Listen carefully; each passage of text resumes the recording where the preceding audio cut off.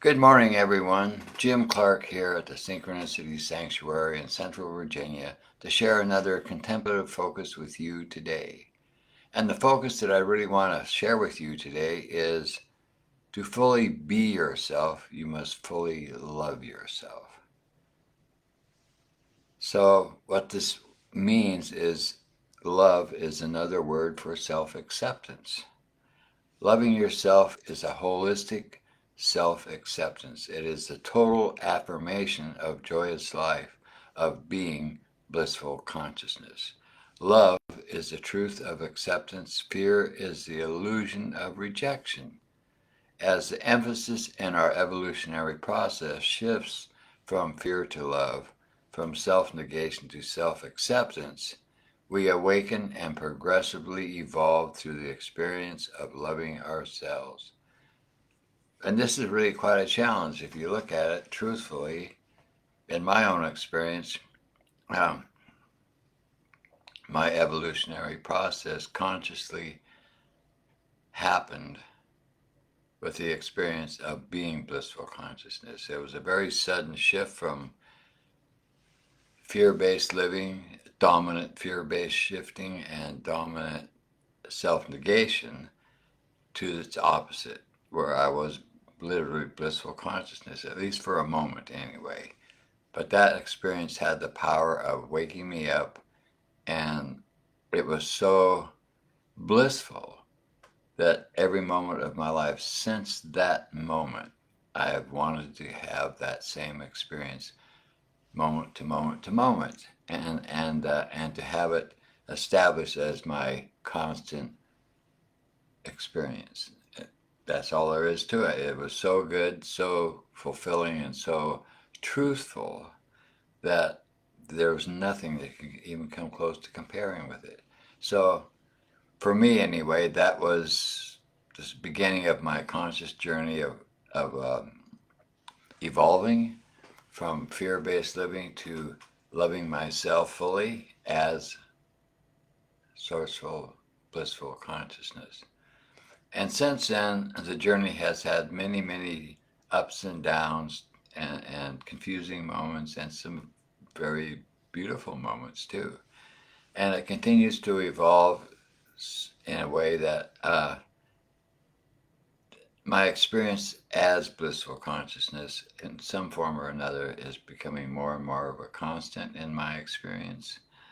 And it's only because I keep meditating, I keep living a conscious lifestyle, and I keep affirming that I am blissful consciousness. That's all I can do. I can choose in any given moment to be who I truthfully am, or I can choose to fall into a role that is more egocentric. And sometimes there's a shift back and forth depending on the experiences that I am involved in. And but this is the playground that we have to evolve with, because sometimes, well, at least in my case anyway, it's a question of being in the truth of who I am, or failing to be there and settling for something less for a moment or two. We hope that's the most that would do, because self acceptance is really, if you accept yourself, any other in your life is also being accepted, because there is no other. And this is essentially what this is saying. It's saying if you fully love yourself as blissful consciousness, there is no other. There's nobody to argue with, there's nobody to threaten you, there's nobody but yourself. And there may be many reflections that look different than you, but they're the reflections of yourself nonetheless. And when you experience the other in that way, then accepting them is an automatic. It's not something you have to struggle with. It's something that you automatically do. It's something that you automatically express, and it's something that automatically happens. and you draw people to you. People are comfortable around you, unless, of course, they're not evolved enough to accept that kind of an experience.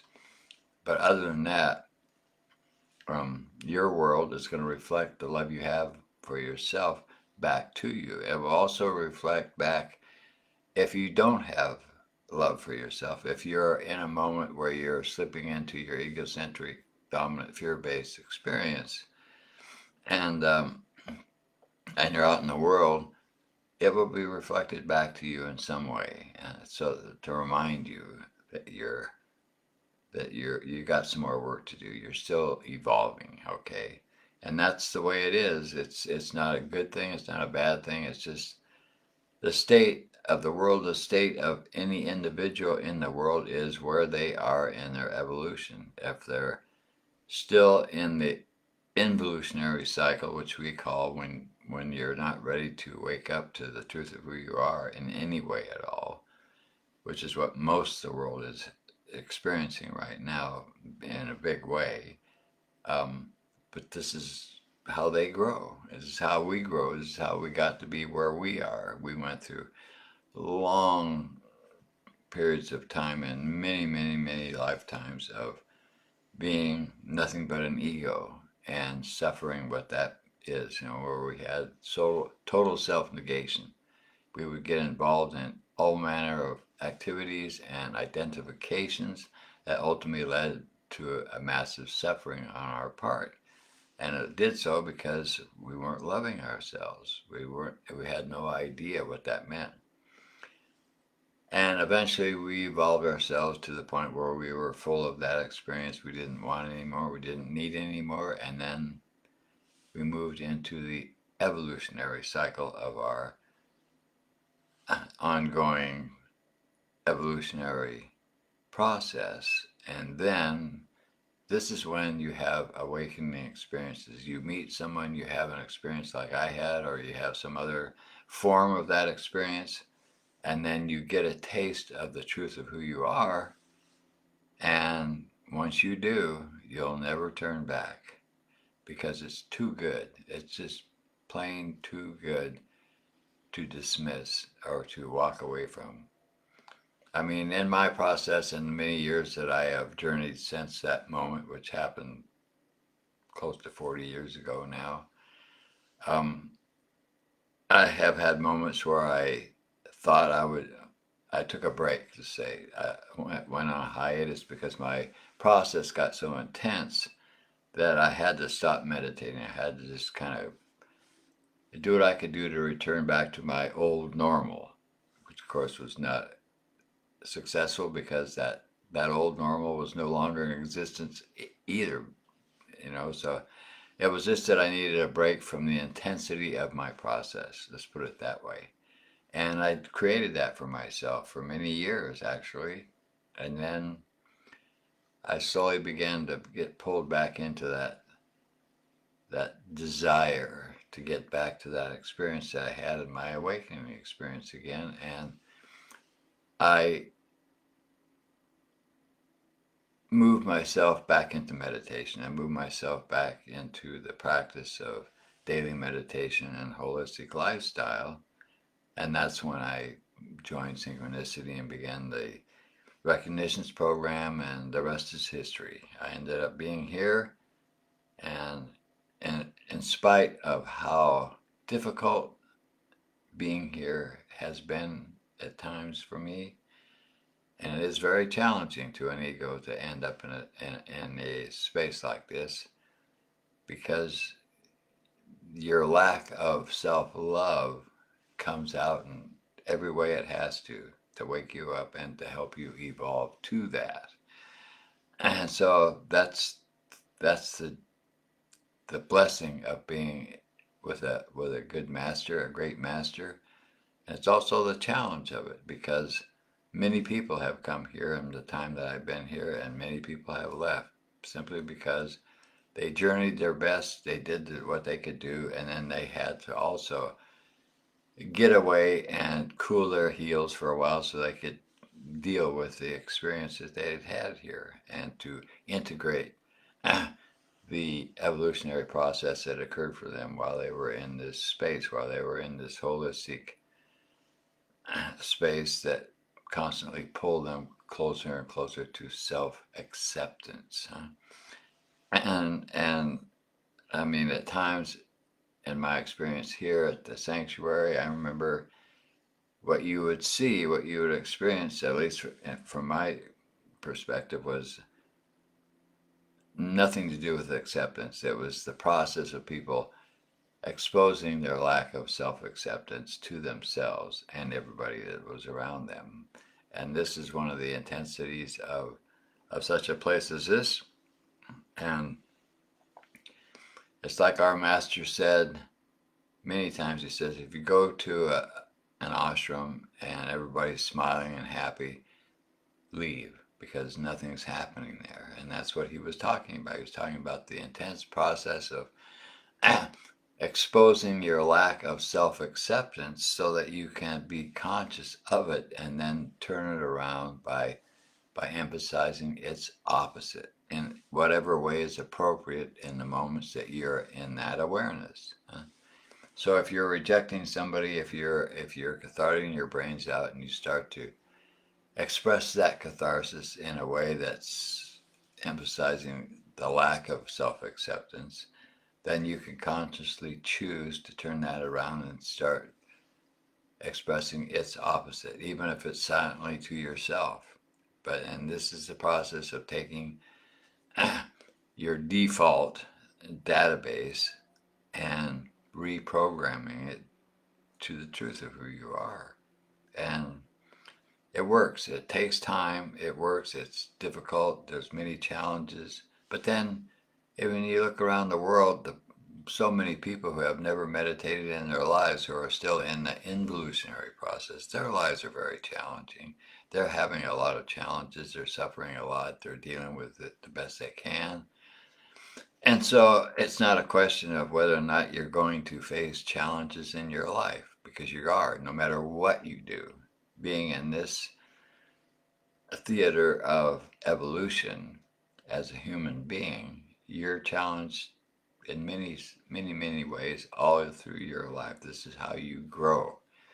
And it's not, but it's also orchestrated by consciousness. It's orchestrated by the truth of who you are, so that the experiences you have are orchestrated in such a way that they are the perfect experiences for you to grow with. And when I look back on this, my history and my experiences, I never had an experience that was too much.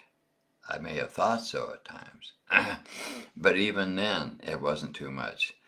Because when you talk about self-acceptance, let's say you're in the beginning of your process and you've been meditating and whatnot, and then it gets to be too intense for you. Loving yourself is withdrawing for a while and allowing yourself to integrate the experience that you had up to that point. But if you don't love yourself, you're full of, oh, I'm a failure. If I don't keep going, I'm wrong, and so forth and so on. So flowing with the processes that come into your life is one of the ways that you demonstrate self-love, that you demonstrate that you are fully on board with your process and that you're loving yourself as much as you possibly can in every moment of your life. So that's really what I wanted to share with you today. To fully be yourself, fully love yourself. Now that's a challenge right there for everybody. And all you can say is join the group, help stay in touch, because we support each other in our processes simply by the sharing the energy that we all are, and in the Zoom meetings and so forth, in the programs that we have here, which, by the way, we have one coming up at the end of April, April 28th, I believe, or 27th. We have our Guru Dev is going to be here again from New York, and we're going to have a great program. So if you haven't signed up yet, please do so if it's at all possible for you to do, because you get back into that energy and it'll remind you of what you're shooting for in this lifetime. So anyway, until next week, I bid you adieu, and I'll be back again with another live stream and to share another contemplative focus with you. Thank you so much for watching, and I appreciate the fact that you took the time to be here today. All right, I just got to lean over so I can end the video.